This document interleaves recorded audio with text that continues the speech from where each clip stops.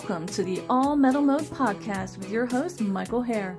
Tune in every Monday night, 8 p.m. Eastern with co-host Gypsy Jules, and every Tuesday night at 8 p.m. Eastern with Matt Hoffman as we talk to guests, discuss metal detectors, equipment, and everything treasure related. Feel free to join in the discussion in the chat room during the show. And please, if you like what you hear, we'd appreciate you taking a moment to hit that like button and share the link with your friends. We hope you enjoy the show. The All Metal Mode podcast starts right now.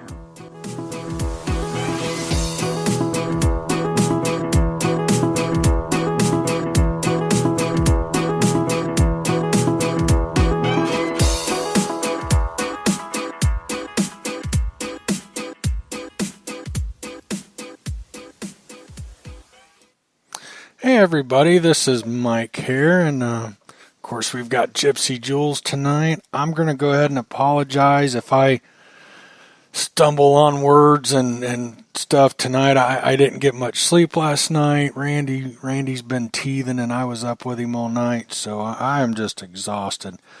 Even though I'm exhausted, I am looking forward to this. And just before the show, I was telling Loy that I've heard some really great things about him, and so I'm excited for tonight. How you doing, Gypsy? I'm doing great. Well, that's great. Good to hear. Besides of a little cedar fever here in Texas. I don't know if you've had any of that yet, but ever since I moved to this area, I get cedar fever this time of year. What's cedar Every fever? year. Never even heard of it. You haven't? It's a lot in the hill country area over here where we live, and this season, a lot of people get what they call cedar fever, and it's kind of this sinus cold congestion thing, but it's a reaction to the cedar trees. I don't know what all exactly it does, because it's definitely not summer. It doesn't pollinate, so I don't know. That's awesome. Good fun. Good fun.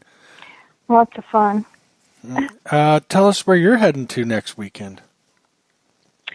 Actually, it's Wednesday. I'm leaving for Denver, Colorado, and I'll be at the Watts booth there in Denver, Colorado at a international sports expo. And I'll be there at the Watts booth with, we'll have Nugget Brain Wayne. We're also going to have Nugget Noggin, for those of you that are familiar with his YouTube channel. And also Terry Carter, another wonderful treasure hunter, and along with some more amazing people. So if any one of you are in the Colorado area and want to come out and meet us, we'd love to see you. Now, anybody that comes up and says hi to you, you're buying them a beer, right? Wasn't that the deal? Is that what I had heard? Is that the deal? Yeah. Mention All Metal Mode, and she's going to take you out for a beer. Sorry, Gypsy. I'm only kidding. Yep, only kidding. So tonight we've got Loy. You want to introduce him? So tonight our special guest is Loy Milan. He has his own metal detecting podcast called Relics Radio, along with, I think, his buddy Tennessee Jeff. And also, Loy has a YouTube channel as well. And I think his buddy Tennessee Jeff is in a lot of his videos as well. So, Loy, welcome to the show tonight. Hey, thank you so much. Appreciate the opportunity, and it's an honor to be on with you guys tonight. Well, Loy, I could just sit here. Being here. I could just sit here and listen to you talk all night. You've got a perfect voice. I tell people I do this for the fun of it. I really enjoy doing the podcast. I don't have a voice for it. I don't, I told you every show I mess something up. get started on the wrong foot or something, but you just have a voice that's relaxing. I want to hear you talk. So tell us some good stories. Well, I've got a face for radio too. I've been told that. Same. Oh yeah. Same here. I mean, I definitely don't have the voice, but I got the face for radio for sure. Got that down. Yeah, I've been told that. Sure have. My mom thinks I'm handsome though. That's all that matters. That's all that matters. Oh, well, Loy, we'd love to get to know you better. I know I've watched, mainly know you from some of your videos on YouTube, and I guess that's the main thing people know me from. But do you mind telling us a little bit about how you got started in metal detecting, and we'll start from there? Sure. It was probably, I believe it was 1976 whenever I first got started, and used an old White's metal detector. I think it had, maybe a little bit of discrimination, no meter or anything. I learned to hunt by sound to start with, which I think was a benefit because I still hunt by sound. But started in 1976, and a lot of people that start out, they get discouraged real quick. But there was a school across the road from where I lived, and I went over there. And of course, in 1976, there were just tons of silver still there. I don't know, probably found 50 silver coins first day, and I thought, they ain't nothing to this, and not a lot of pool tabs, Wow. So, but it's kind of went downhill from there. Now, I got away from Cohen hunting a few years back and really got interested in the old history. Wanted to find as much Civil War stuff as I could here in Kentucky, which Kentucky and Middle Tennessee was really a hotbed of Civil War activity because both sides, the North and South, wanted Kentucky, and so they just kind of worked back and forth from Kentucky into Tennessee.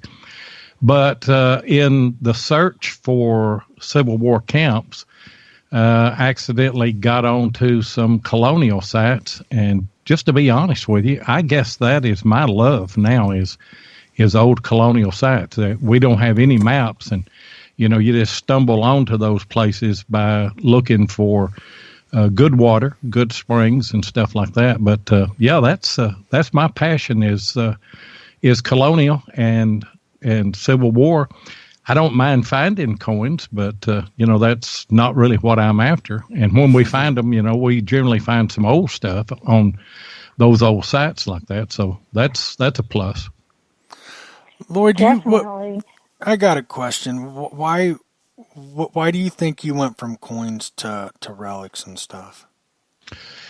Just the history, because if you find a coin, and this is just me personal, if you find a coin, anybody and everybody could have had that coin. No personal connection. No right? personal connection at all. You. And when you go to hunting a colonial site or a Civil War site, there's just so much history there, and those relics will tell a story. Now, they don't tell the complete story. We're always after the story, but that's and I've got a background in journalism and broadcasting, and so I'm always have been after the story. And if you go to a schoolyard, a park, or a church and you hunt for coins, you're not getting a story. The only story that you can get is somebody lost a coin, and there's, it's the same story over and over and over again. But when you hunt an old house site, occasionally you will come up with an artifact that has someone's name, or it dates it to where you find something that a token or something, and it names a store that was close by, and that just opens up more stuff. In fact, we just came back late last night from South Carolina, a relic show there. And the relics that really interested me were not, as you would think, the bullets or the buckles and things, but it was the corps badges and the ID tags of soldiers. because that's a name, and it's a very, very special artifact, to find. Yeah, we're two peas in a pod, because I'm telling you, I'm the same way. You get more of a personal connection with those relics. I like coins, and they're great to find, but you don't, like you said, you just don't get that personal connection. No. And I'll tell you a quick story. Of course, Tennessee Jeff is my partner. Very fortunate to have gotten to know him, and to be able to work with him and hunt with him and collaborate with him on our show. But we recently, last year, we hunted a Civil War camp, and we had a map of that camp, and we know that John Hunt Morgan came into the camp, and we know that Ohio regiment, we had the number of the regiment and everything and where they were staying on the camp. And Jeff found a gold ring with CB inscribed on it. And so we started doing research in the official records and found out that the only CB in that camp of those Ohio troops was a guy by the name of Christian Beck. And it just doesn't get any better than that. Wow. I mean, when you find a relic and you're never 100% sure, but you're 98% sure that belonged to this man, and the Confederate troops surprised him. He probably had these things laid out in his tent, and just so happened he never got to come back to his tent. They captured them in Hartsville, Tennessee, took them all the way down to Murfreesboro, Tennessee, and the guy just never got to go back and pick up his belongings. And so 150 years later, Tennessee Jeff, he picks up the ring for him. That is cool. That's a very cool story. That's incredible. That gives me chills when you can trace it back, be that detailed sometimes, when you can get a name or initials like that, and that's the only one there. I mean, you're pretty sure, like you said, 98% sure that belonged to that one guy. That's just amazing. It is. And a lot of people run from sites with iron, and we don't. I mean, I remember a time whenever I did, because when you don't have, the older metal detectors didn't do that well with the old concentric coils. You had to learn what the sound was, but you dug a lot of trash, a lot of iron and everything, and we still do. I mean, we still dig a lot of iron with the GPX. Now with the Equinox and the AT Pro and the T2 and machines like that, we can kind of cherry pick a little bit. But I love hunting in the iron. I love slowing down. And if I could give anybody, especially a newcomer in the hobby, a tip, slow down. Just move very slow and work methodically in through the iron, because even if a place has been hunted, people pass up the iron patches. Mm-hmm. So true, so true. I'm with you. I love the iron. Oh man, I do too. And if we're out in the field and we're swinging, and I'm not, of course, I love the AT Pro. It was one of the first modern detectors, I guess, that I had. I got one when it first came out. And then, I moved on to a E-Track, and I moved on to a CTX, and I've got a Equinox now, and I've got a GPX now. But just scouting for the old home sites or working an old home site, I still love the AT Pro, because we run in Pro Zero, and we don't run on iron disc. We run it down to zero. And you know this, Gypsy, because you work with Garrett metal detectors. You're able to hear the iron, but it's in the background. And then you're listening for those little peeps that come out in that. And if you've had any discrimination, I can name 3 or 4 relics that I guarantee you I wouldn't have found if I was running any discrimination. One of them was one of the cut reals that I found. It only rang up I could only get a 35 out of it. But I was hearing all the iron and just a higher peak. Of course, a nail will ring up somewhere in the range of 18 to 20, probably 22. But I kept getting this 35 peep that come out, and I thought that's worth digging just to see what it is. It may not be anything, maybe just a little small round ball, but turned out to be a cut 8 real, piece of a cut 8 real. Oh, nice. Wow, and that was with the AT Pro, and you said it was hitting around 35. It was around 35.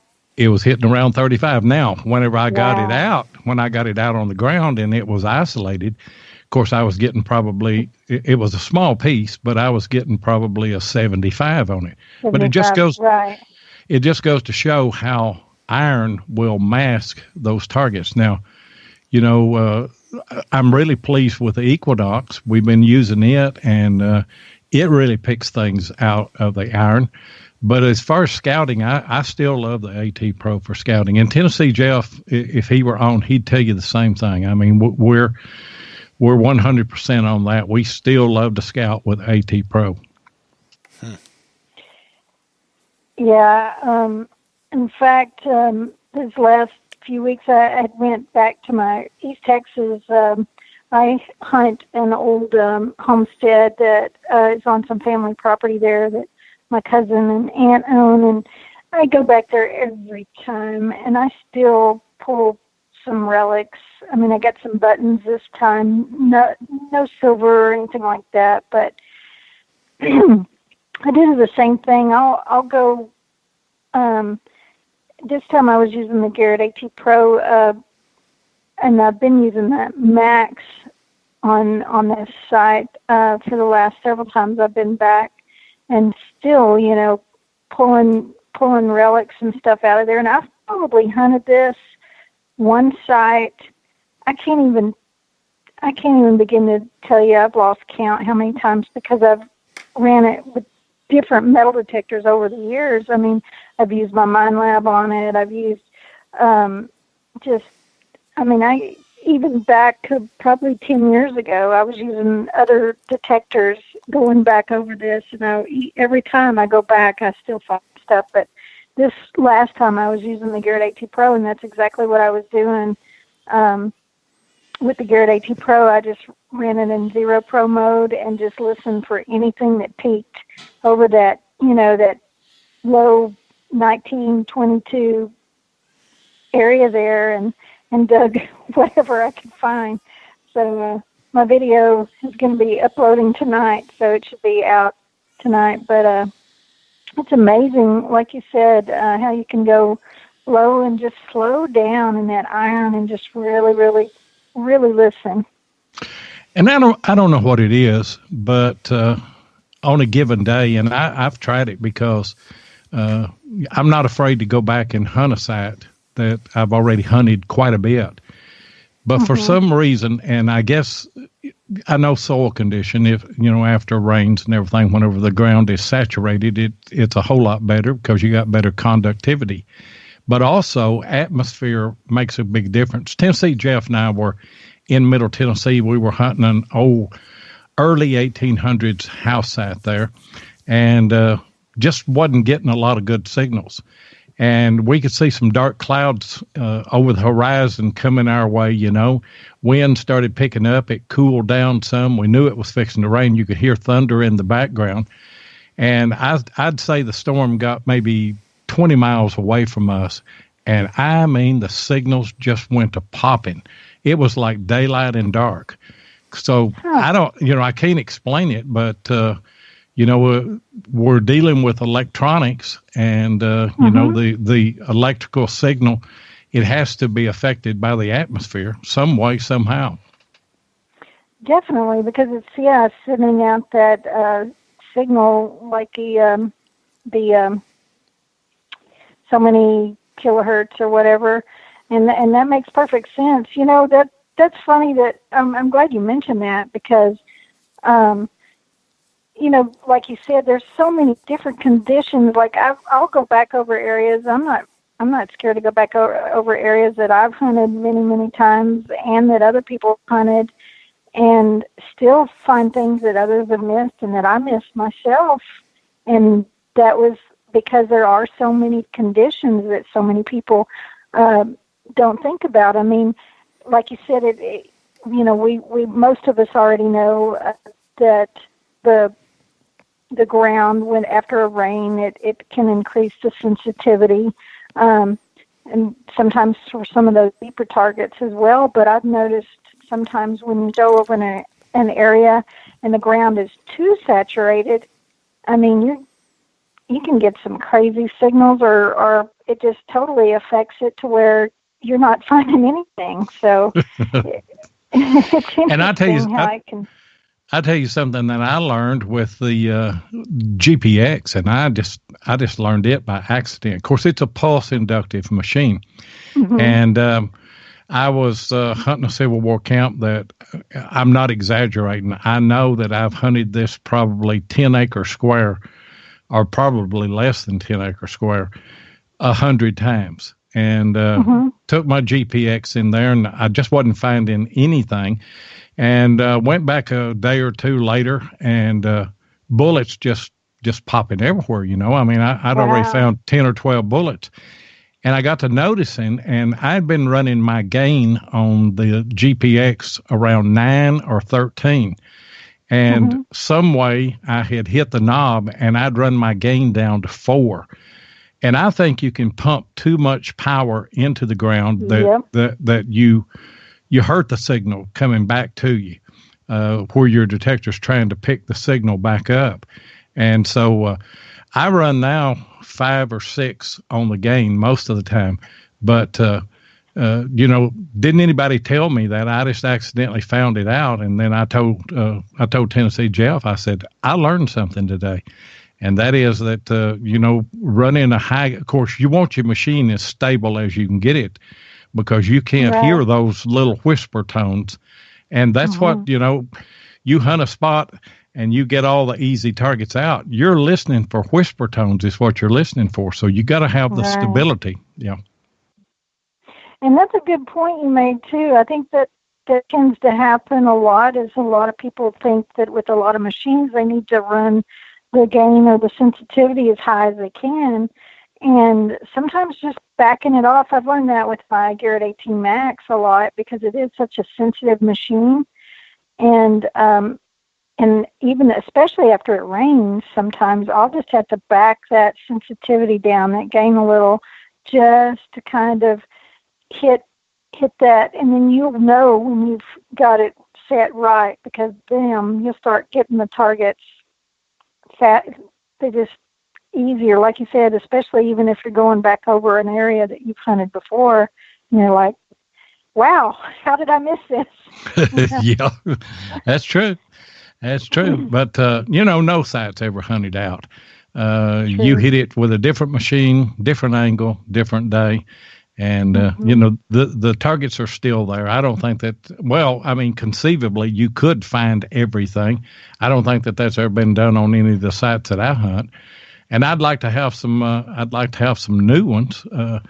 But, it's, as far as doing your research and everything, when you find potential sites, you still have to walk quite a bit and everything.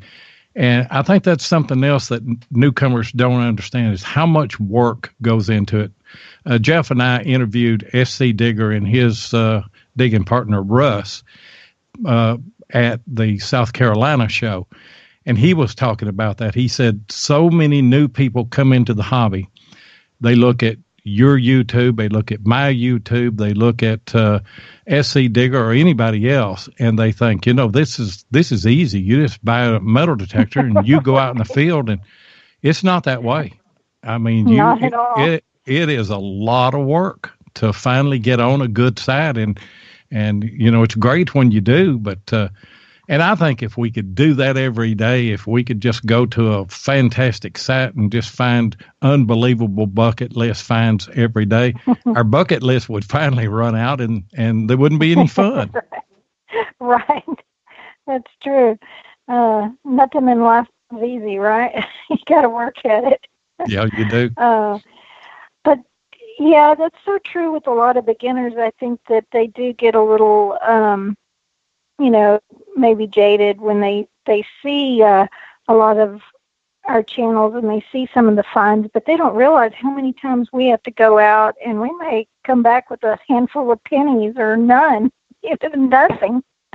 And nothing really to show for our time and our effort. And then we may go back out the next time and, have 3 or 4 bucket listers. So it just takes some time and some effort. You never know. You just never know. You never know, that's the appeal to this hobby. You never know what the next plug is going to give you.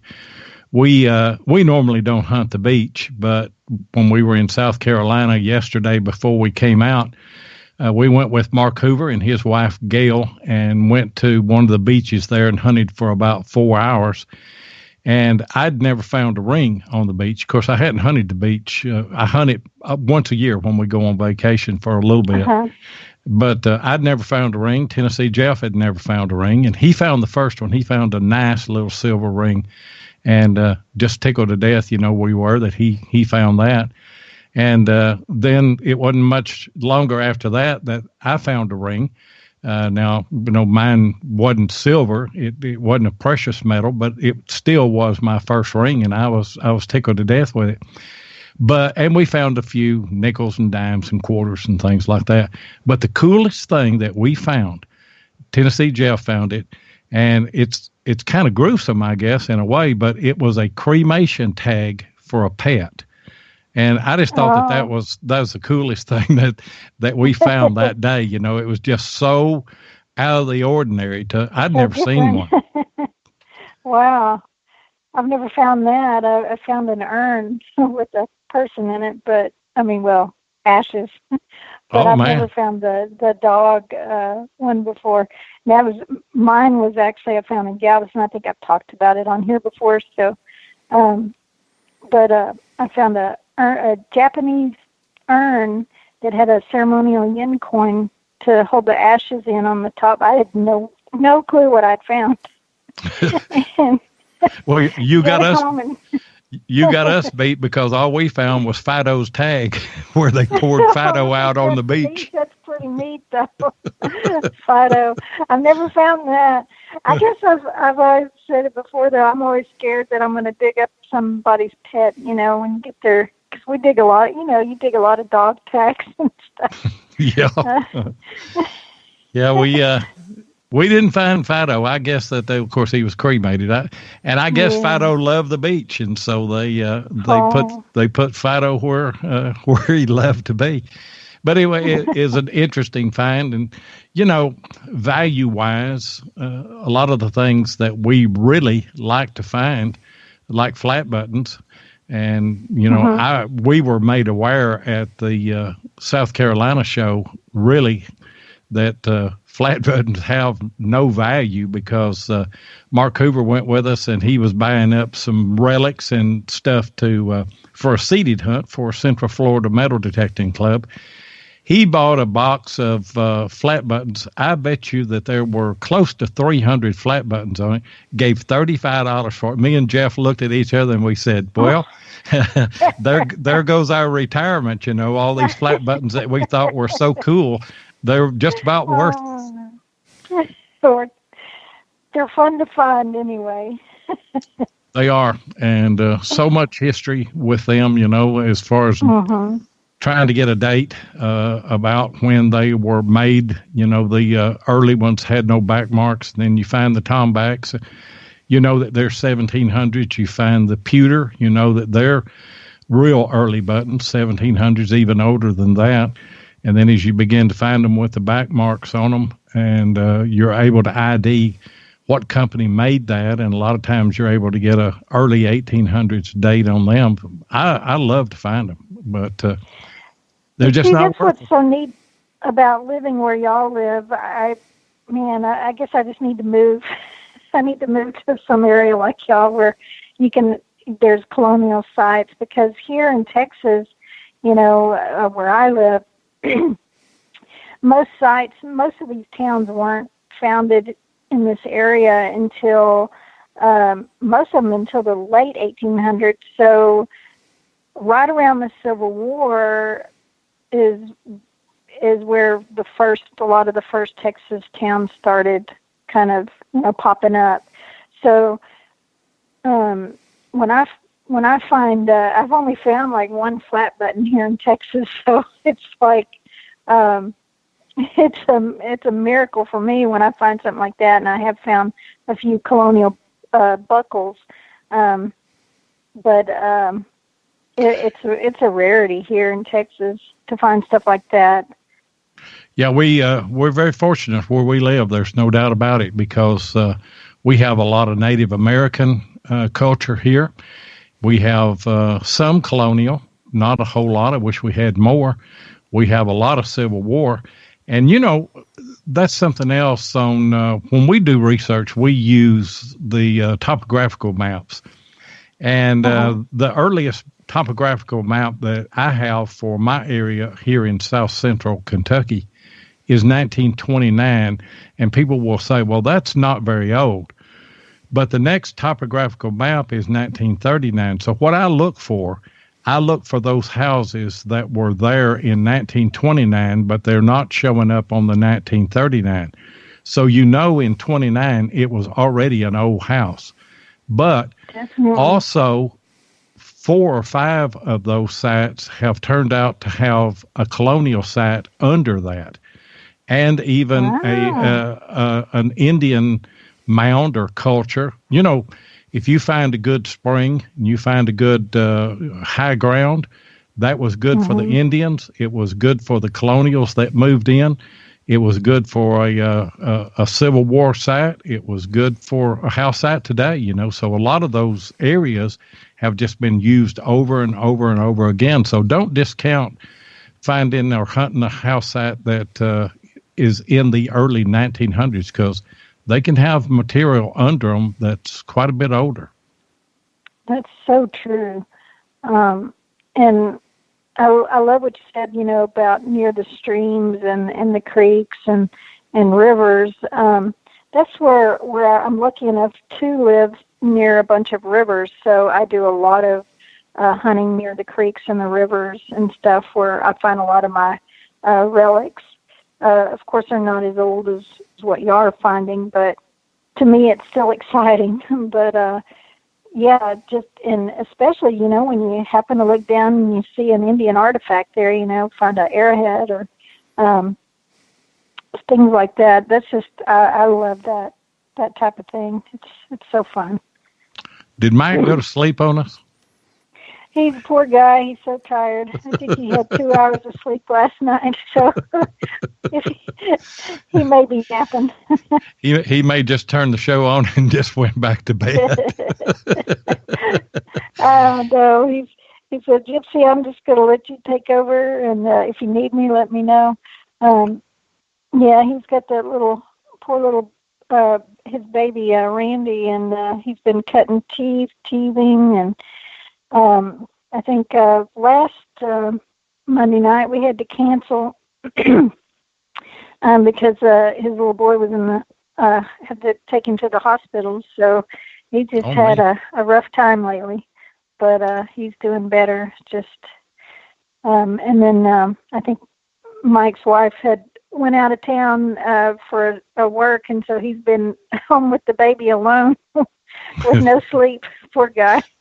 Yeah. But well, maybe we don't. Maybe he don't need to be on here then. We ended up not having to go to the hospital. That's good. When she come home, if he was he woke up from like a 6 o'clock nap or so.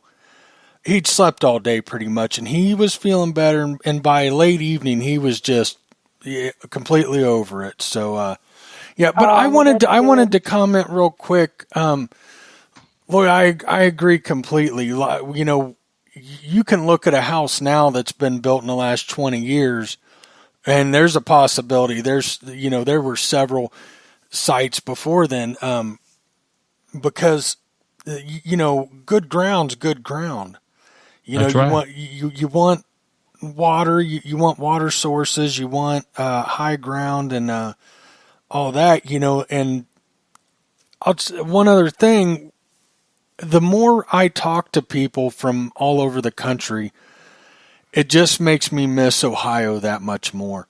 Because in Ohio, it's nothing for maps to go back to the mid 1800s. And, just recently I was talking to a friend about Tennessee, and I said, well, look at the old maps. Let me see if I can find anything. And I was amazed at what few maps there were.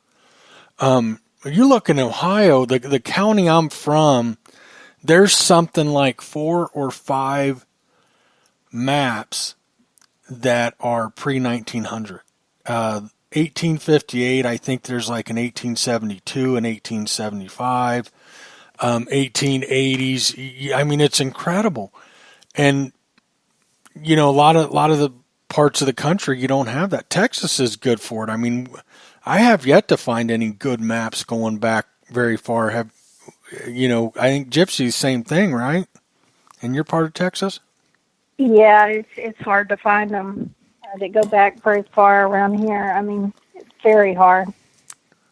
Yeah. Well, and one problem that we have here in Monroe County, that's the county I live in Kentucky, is that John Hunt Morgan came through in 1863 and burnt our courthouse.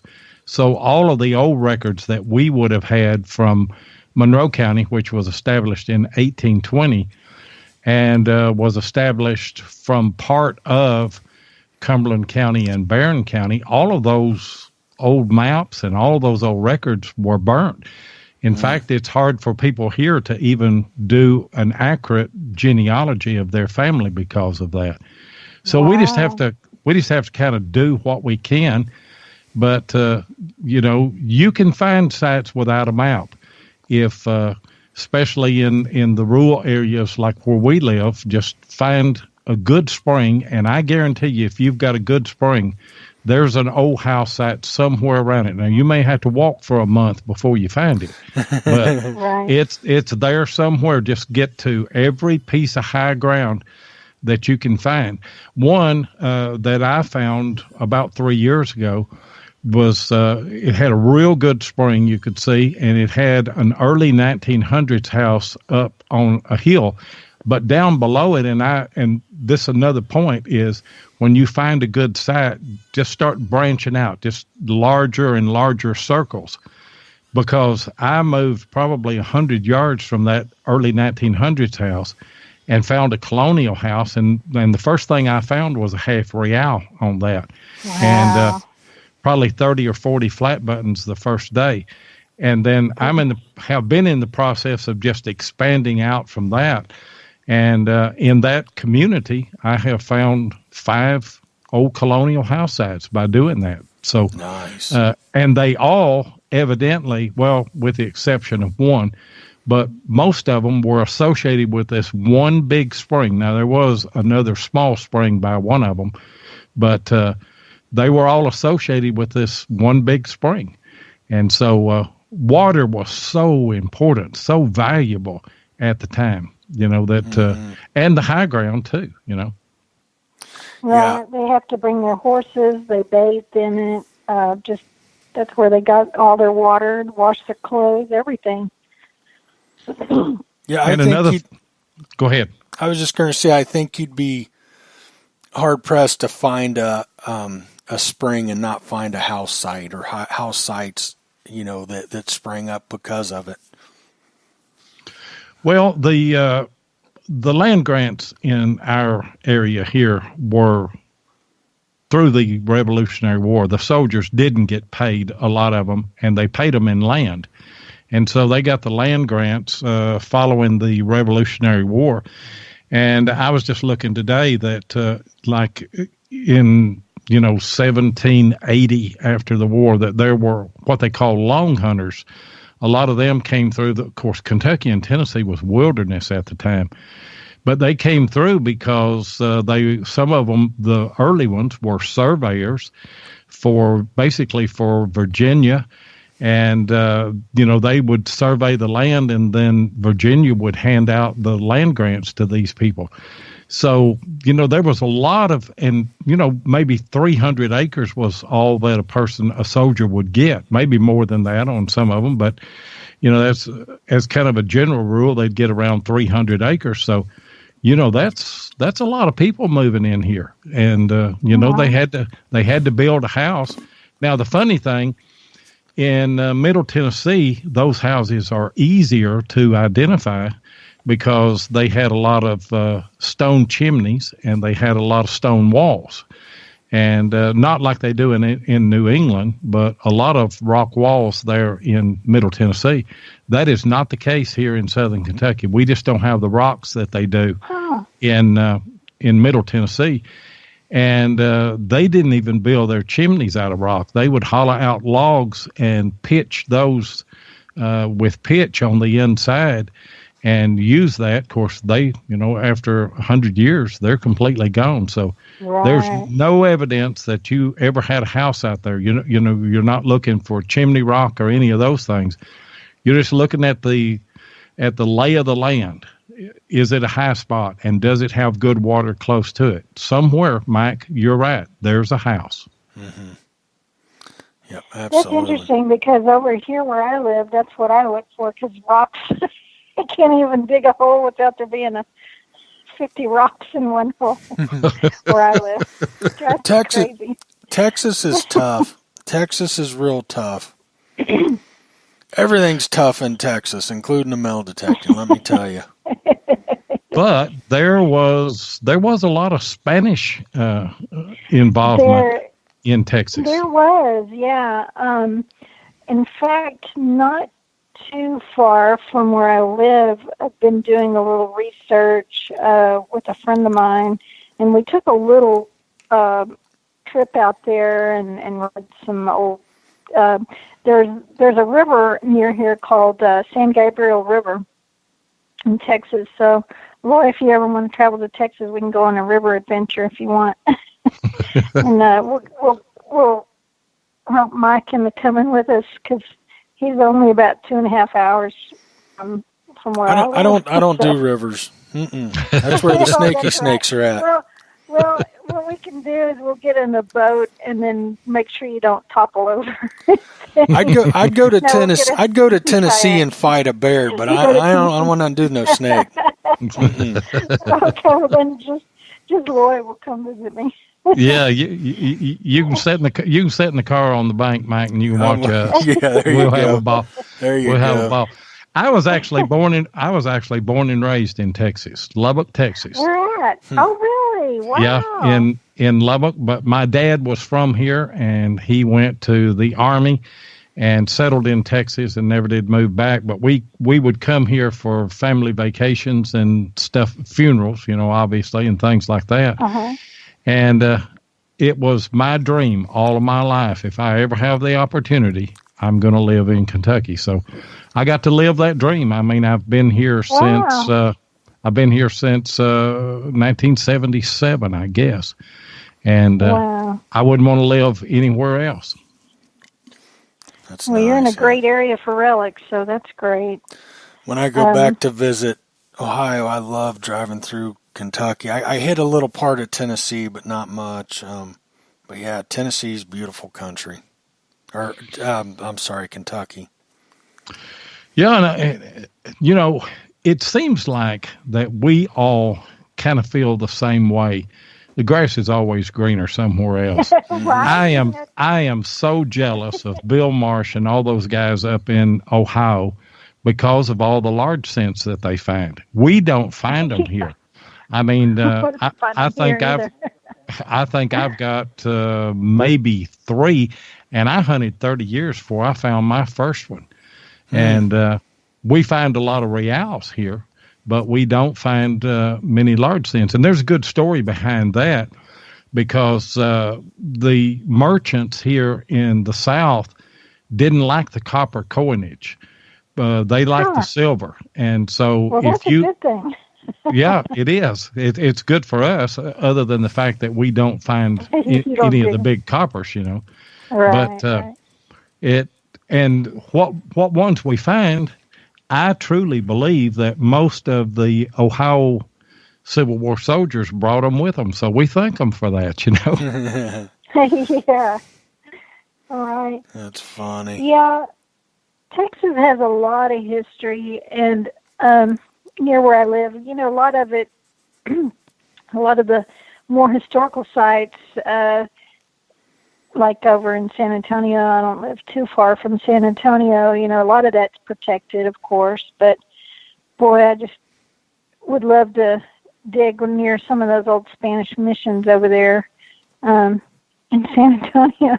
Yeah.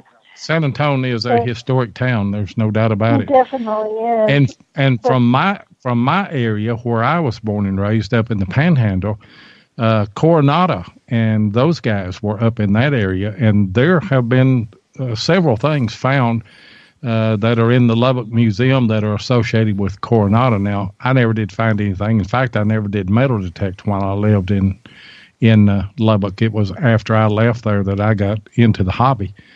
But it's like you say, though. It's area? Do I ever go back? Uh-huh. Not very often. I've got a brother that still lives there, but okay. I just kind of stick around here. It's flat as a tabletop, and somebody said, "Do they have?" Yeah, somebody said, "Do they have any trees?" I said, "Yeah, they got one in the museum. They charge you $1 to come look at it." That's right. Tumbleweeds and prairie dogs is what they've got. That's what's there. That's for sure. Yeah, I grew up in West Texas area, and I had a family that lived up near the Lubbock area, but I grew up around Odessa, Midland area, so Big Spring. Yep, I've been there many a times. It's like you say, tumbleweeds and mesquite trees, and that's about it. There isn't such thing as hardly any other tree besides the mesquite tree. And I know that Mike he's in culture shock moving from Ohio and all the metal detecting possibilities that he had there to be in Texas now. Well, oh, definitely. There's definitely history here, but tracking it down is so much different. And then, where I live south of Fort Worth, and it's a lot of pasture, a lot of cattle. Well, they don't want you on their property, and there are flat areas around here, and there are areas you can see out, but mostly getting on the property, and it's like a needle in a haystack around here. Where Ohio, boy, is it easy. You don't know how good you got it, until you don't got it anymore. But I still get back to Ohio. All my family's in Ohio, and I went back. I went back a few months ago, matter of fact, and I found. Boy, it really wasn't a good hunt, but I did manage a flying eagle penny, so that was something. But oh yeah, no large scents, no buttons. All I was hunting was fields, and that was my best find. It was kind of disappointing. But well, you take it. That's the way relic. That's why they call it relic hunting and not relic finding. It's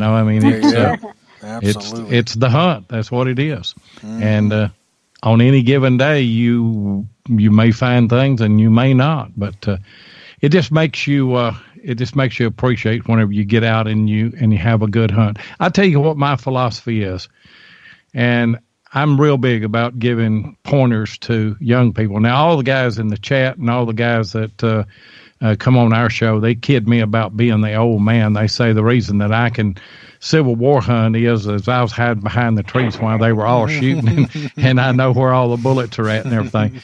But I'm big about giving newcomers, tips and points and things. And, it's just that you're not going to find everything right off. And my philosophy is that if I go out on a hunt, I leave the house thinking I want to find one good relic. I don't care what it is. I want to find one good one. And that's doable on any given day. Now, it may be a cremation tag for Fido, but you found one good relic that you can film and include in a video. And, then you don't come home discouraged and disappointed. Yeah. Right. I think that's brilliant. And I say the same thing too. If I can make one good find, I'm happy. A quick funny story. A good friend of mine, I was sitting at work one day and he's texting me, and he was hunting an old house. He's more of a coin hunter. And he said, man, I've been hunting this house for hours, haven't found anything, I'm about ready to leave. And I said, you got something better lined up? And he said, no. And I said, you got to go to work? No, I'm off today. I said, keep hunting.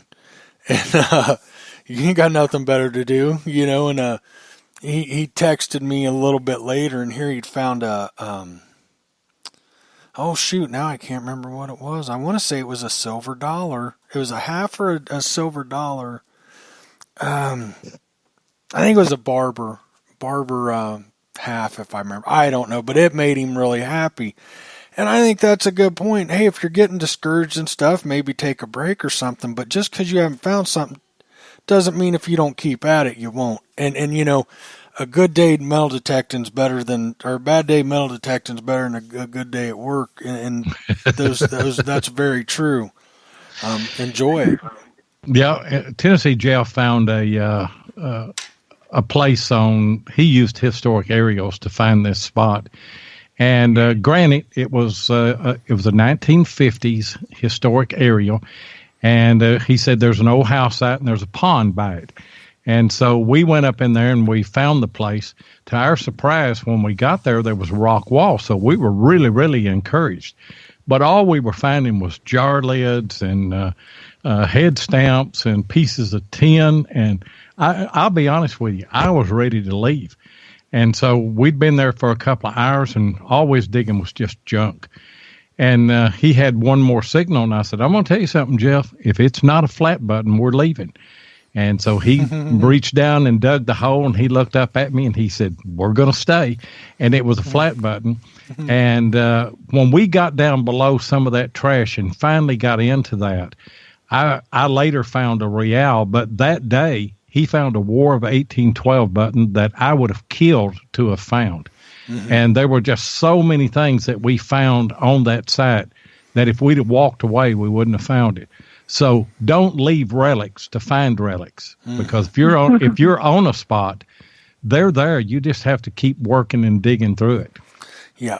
And I haven't been at it as many years as you. Matter of fact, I was born in 76, but I still learn things. I feel like I've got some pretty good knowledge, but you'll still learn things. And I'll tell you a lesson I learned. It's probably been 7-8 years ago. I'm sure you've probably heard of Tim Glick. When I met Tim Glick, he didn't know. He was getting back into the hobby from being a kid. He didn't know anything about it. He'd bought a detector somewhere else. He needed help with it. I was a dealer at the time, and he'd had those strokes and stuff, and I felt bad. And even though he didn't buy it from me, his dealer wouldn't help him, so I met up with him. And I started talking to him about fields and stuff, and he was interested. I said, you don't find the coins like you will at a house, a school, a park so much, but I said the relics. So I got him into relic hunting and field hunting, and there was no looking back. But anyhow, we went to this site one day, and it's one of those in Ohio. I don't know if you've ever been in Ohio. It's farm country, but there's a lane going back in the grass area, and the old trees are still standing. So that house hasn't been gone that long. It may be the 60s, 70s, but it was when they haven't taken the trees down, they're not farming it yet. It's, for the most part, it's probably not been gone real long. And we're finding just trash upon trash upon trash. And I actually gave up. I just, not being, I don't want to say I wouldn't want anybody to think that I was being, I had enough digging trash. Pop cans and stuff, and hey, I was still enjoying the day. I went and put my metal detector up at one point and took a break, and I just wasn't in the groove. You get your headphones on, you hit some good targets, and you just tone in. And I wasn't feeling it. I was tired of digging trash, and I watched him dig a beautiful gold cameo. But since then, he's found 2 gold coins out of that same little area. And boy, if that don't teach you a lesson, keep at it. I had nothing better to do that day. You know, I not saying I didn't enjoy myself, but keep at it. You never know what's there. Dig through some of that trash. I had a guy come from Ohio, J.L. Digger. You may know him. And also Okie from up in Washington State. Those two guys came here. And I had found a site, been doing some research, and found this whole site on a map and scouted it for about 30 minutes one day. And there were jar lids, and I think I found maybe a wheat. And I told him, I said, you know, I don't know how old the site is, but we can go in there and look. And we got in there, and I mean, there was jar lid after jar lid after jar lid, and they got frustrated. So we moved on to a site that I'd already hunted quite a bit, but everybody picked up a flat button or two out of it, you know, and so we kind of salvaged the day. I went back after they left 2 or 3 days later and dug about 5 more jar lids and got my first large scent down under all of that, you know, and then started finding flat buttons, found a shoe buckle, found some really good relics. So you just have to be persistent in this hobby. Mm-hmm. Yeah. Yeah. And look off. look what Tim Glick has found now. Just go look at some of the posts that he put. He's found some amazing stuff. Mm-hmm. Yeah. So, Loy, let's talk about some of your favorite finds. Some of my favorite finds. Obviously, I probably care more about the reals than anything. But my favorite find, probably of all, is the personal things. And we were on a Gallatin camp, and I found a little bitty brass piece. It was a miracle that I found the thing, and began to do some research to find out what it was. Come to find out, it was a first lieutenant's bar. And we had the records from this Gallatin Civil War camp, and so I'm able to put a name with that bar. It's just a really, really small relic, but it just, and as far as monetary value, probably not worth $1, but it's one of my favorite finds just because I can put a story and I can put a name with it, and that's what I'm after. I'm after the story. I'm after the history. Mm-hmm. Same here. Yeah. What's another one of your favorites? Oh, me. Obviously, the large scents that I found. Yeah. I'm still after, believe it or not, I'm still after a U.S. plate. I haven't found one of those, but I have found a Civil War breastplate. And just this last year, I knocked several things off my bucket list. I had never found a half dime. I found a seated half dime.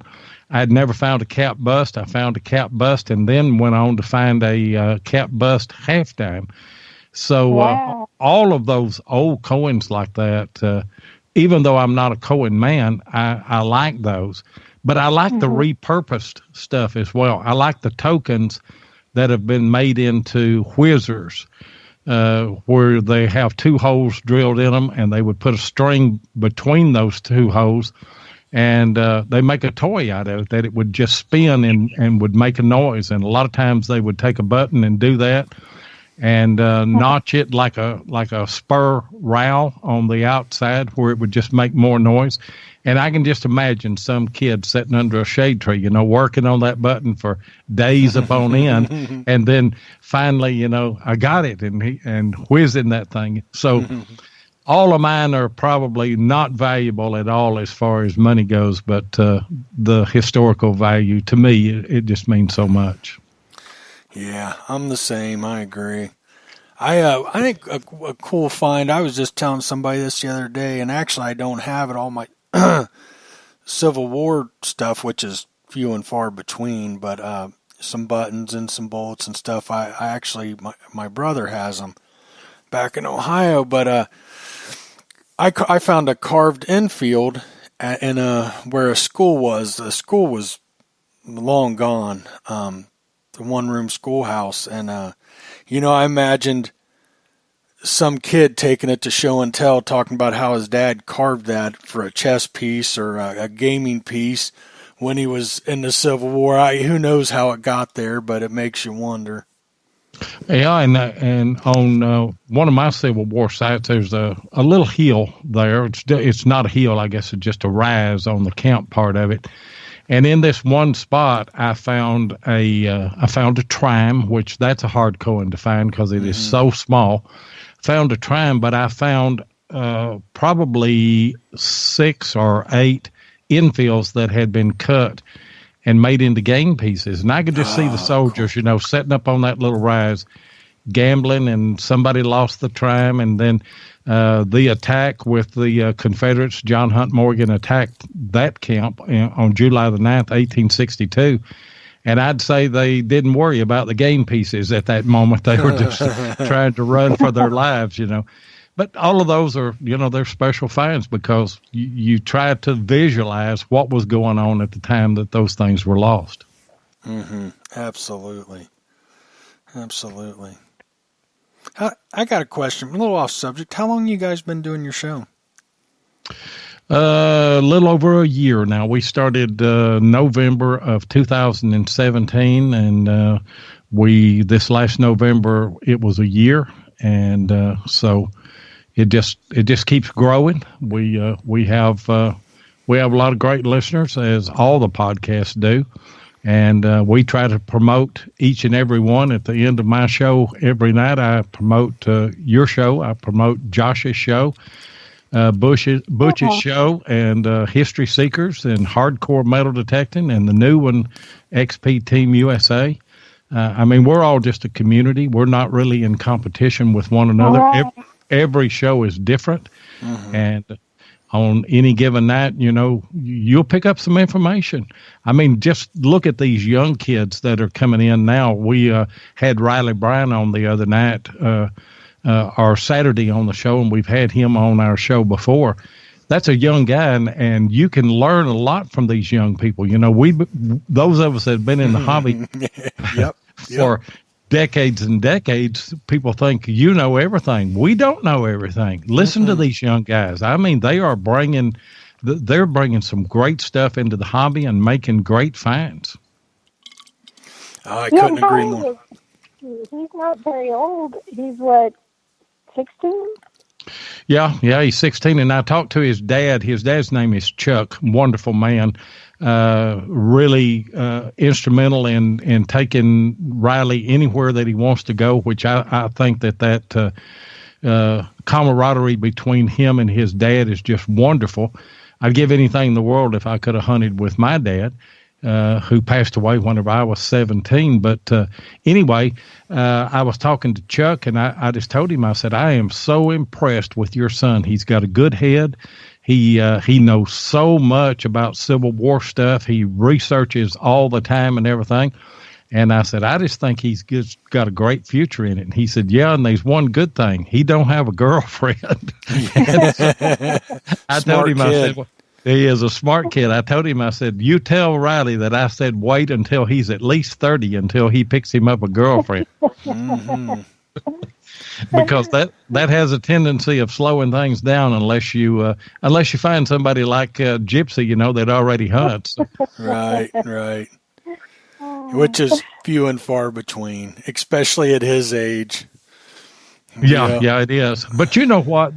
And that's a point that I wanted to bring up before we close here tonight. We're going to have Gypsy on in February, and Mark Hoover suggested this, and Mark is a business partner in with us on this.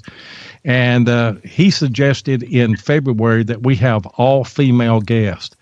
And we've got quite a lineup of some really, really good female hunters, and there are a lot of them that are out there. We just had Jocelyn on, and she was a barrel of fun. Her and Drew on the show, but we got Carolyn Harwick is coming on, and just a lot of the whole lineup in February is going to be ladies. So I'm really looking forward to that. That's great.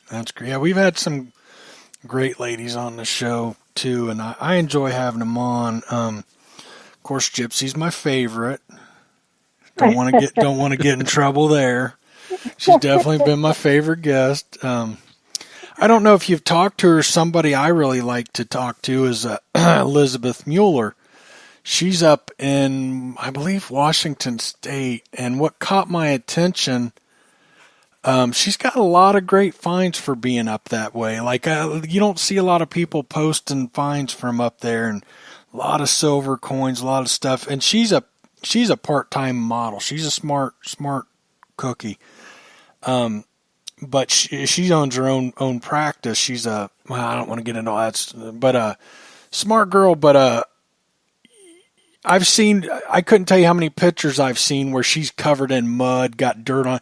I don't tell her this, but when I talk about her, I always say Pigpen, because she's that girl that just, she's, every time she's got a picture, her out metal detecting or she'll go to bottle dumps and dig and old dumps. She's always got dirt on her, and that just cracks me up. And they're good at it too. They'll give you a run for the money. We've also got Carlotta Brandenburg is going to be on with us, and just recently married to Tim Saylor with Ringy and KG. So, we got a great lineup and looking for. I hadn't heard of the one that you mentioned. I'll have to pass that along, and we'll see if we can get her on sometime. Yeah, she's a great hunter. Got a lot of good experience, and Barb Connell is on here on the chat here tonight. I've had the pleasure of hunting with her. She is a hardcore hunter and a good rider. She had an article this last year in American Digger magazine that was of the lumber mill there. She's great to be around, and just love her to death. Yeah, she's now since it's just between you and I, nobody's listening. You got to watch her. She's trouble.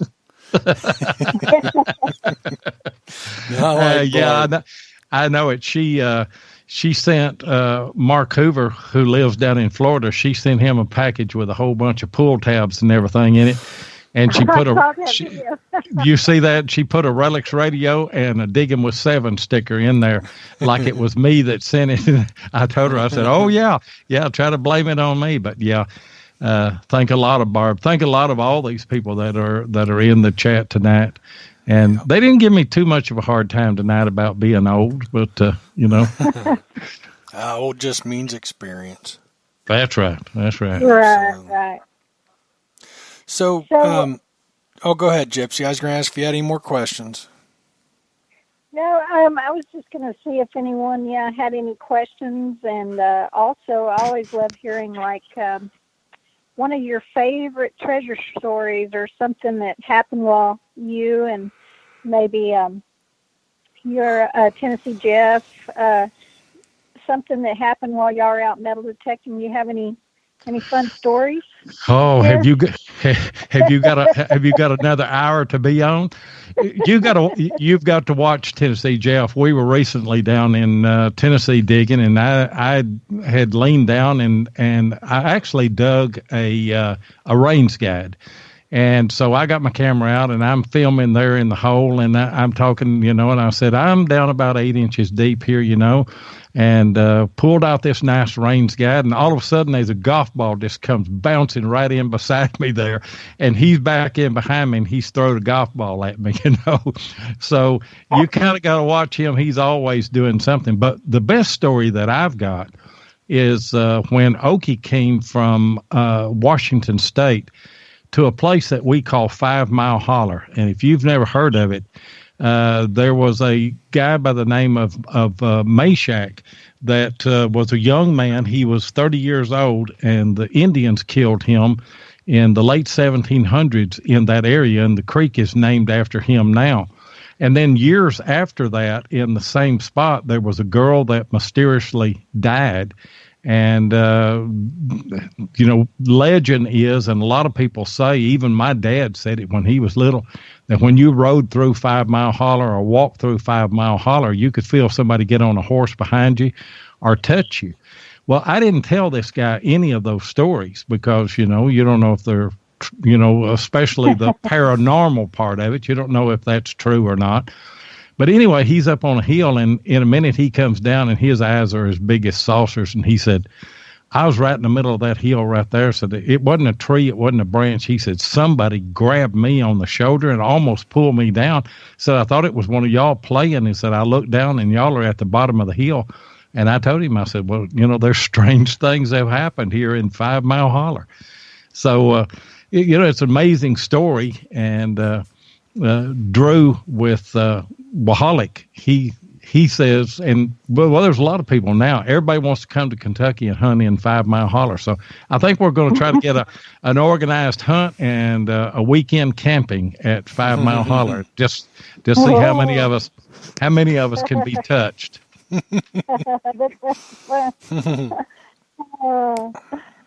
there. Fun. No fun.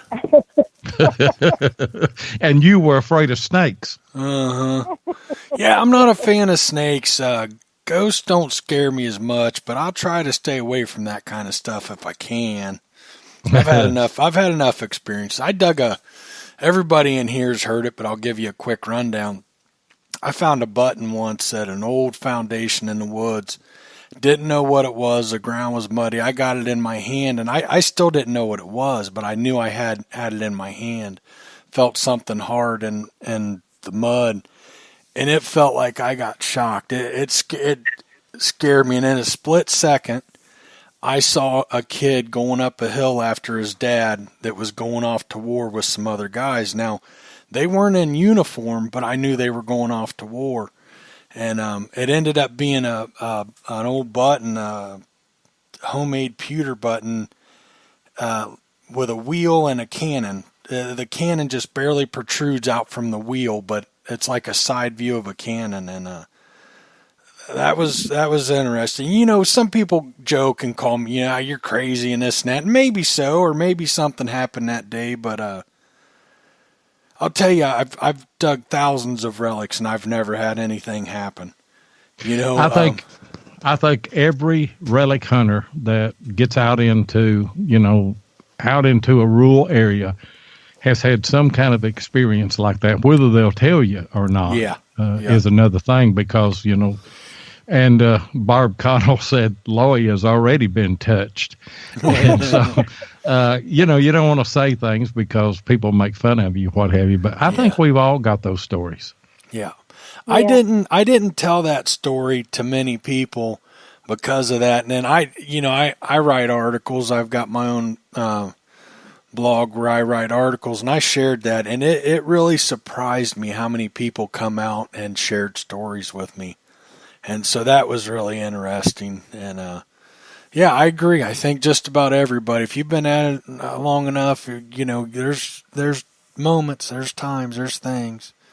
Yeah. And I don't just think things that you can't explain. I've never talked to anybody that got something like that off a coin either. No. No. So it's always some kind of relic or something. Yep, exactly. Were you guys ready to wrap it up? Yeah, appreciate you having me on the show tonight. And our pleasure. And Gypsy, looking forward to having you on February the 14th. Thank you. I'm looking forward to it. I definitely am. Maybe we can get Jeff on another time, and then maybe the both of you at the same time. I'll be real honest with you. I'm not real good about supporting all the other podcasts, although I have a lot of respect for you guys, and I don't really get to listen in or keep up with anything with the kids and everything else going on, but we appreciate it. And of course, I have no sleep. I don't remember if I said this or not on air, but I've sure heard a lot of good things about you guys. I hear more about you guys than any other podcast. I do talk, I do have friends that listen into a lot of different shows, and I sure hear a lot of good things about you too. Well, we appreciate it, and it's a great community. There are so many good people out there, and we've got so much support over the year. And I'm kind of like you. Whenever you do all the rigors that you do of working a podcast, and then I do a video a week, and I do a history clip on that, and then I help with Adventures in History Facebook. I don't have time now to watch as many videos or listen to like I used to, but whenever I get on the road, that's what I love about a podcast. I'm able to just put those on and catch up. So we welcome anybody to come and catch us on Thursday night on Relics Radio right here on Spreaker, same spot. If we have anybody listening that doesn't, I would recommend it because of all the different people I talk to that just really talk these guys up. So I would definitely tune in Thursday nights if you can. And if you reach out to Jeff, I know that he would. I know he'd come on the show and he'd be a great guest. You wouldn't be disappointed because he got plenty of stories, and he's a very good hunter and has a lot of wisdom and a lot of knowledge about relic hunting. Absolutely, Jeff. I think he's still on. I'm not sure if he is, but one of us will reach out to you this week. As a matter of fact, I'd like to get you on. So yeah, absolutely, Loy. It's been a real pleasure. Go ahead. Let me put one more plug in before. Oh, go ahead. Plug whatever you need or want, buddy. Catch American Digger magazine this month, January and February. I had the honor of doing an article on the Great Silver Hoard with Jeff Ford, Wes Stringer, and Chris Heimsoff. And it's an amazing story of all of the silver that they found. If you're a Cohen hunter and you love silver, you'll love this story because it's one of those one-in-a-lifetime events or finds. I mean, it's absolutely amazing. Did you give out your YouTube channel? Oh, sorry. No, I didn't. I am Digging with 7 on YouTube. Been doing it probably since 2015, 2016. But I have a video that comes out every Tuesday. They upload about 9 o'clock in the morning every Tuesday. In fact, I have one come out tomorrow. So nice. Check that out. Check out Tennessee Jeff's YouTube channel. It's just Tennessee Jeff. And then we also have the Relics Radio Facebook group page. If you're not a member there, come and join that. And we also are associated with Adventures in History with Mark Hoover. Come and join that group. We'd love to have you guys and love to see posts of the adventures and the finds and everything that you're involved in. Most of my adventures involve spit up anymore. I'm going to be real honest with you. I don't think anybody wants to see those. Although I am getting out tomorrow. I'm really excited. I don't have any place special lined up, but just to get out, it's supposed to be warm and nice. I haven't been out for over a month, Loy. I got bit by a darn spider. It turned into a staph infection, had to get it cut out and everything else. So I was down for weeks from a darn spider bite, and I would have never thought that was possible. But boy, I heard about that. Put a hurting on me. So tomorrow it's on. I'm getting up early. I'm gonna I got to do some testing of some stuff, a couple things going on, and I'm just going to enjoy it and go detect. But well, as far as little Randy, enjoy it while it's there, because absolutely. you'll look up one of these days and it'll be like our kids. They're all grown, and we've got grown grandchildren now. So oh wow, enjoy them while you can. Absolutely. I enjoy every day. I really do. I cherish every day. Absolutely. And thank you so much for the honor of letting me be on your show tonight. Boy, it's our you pleasure. And Gypsy. We appreciate it. We really do. It's been a blast. I've really enjoyed talking to you. I have too. And if me or Tennessee Jeff or Mark Hoover or any of us, if we can help you guys out in any way, we'll reach out to us. We've actually engineered the shows for American Digger magazine and History Seekers when those guys couldn't. And nice. If we can help you in any way, just reach out to us. We're always available. We sure appreciate that, Loy. That sure is nice. Thank you. Very sweet. Thank you so much, Loy, and I look forward to being on your podcast soon. We look forward to having you as well. It's going to be a ball. All right. Well, you got to be careful. Have a good night. Don't get her wound up. She gets crazy. That's what we like. That's what we like. Okay. Thanks, guys. Happy New Year to all. Happy New Year to you, Loy. Okay. You too. And good luck on your Denver trip. Be safe. Thank you. I'm excited. All packed and almost ready to go. Well, you'll be able to tell us all about it the 14th of February. There you Sure go. will. Okay, everybody. All right. Thanks for night, tuning in, everybody. I had a great time. I hope you did too. And thanks for tuning in. Have a good night.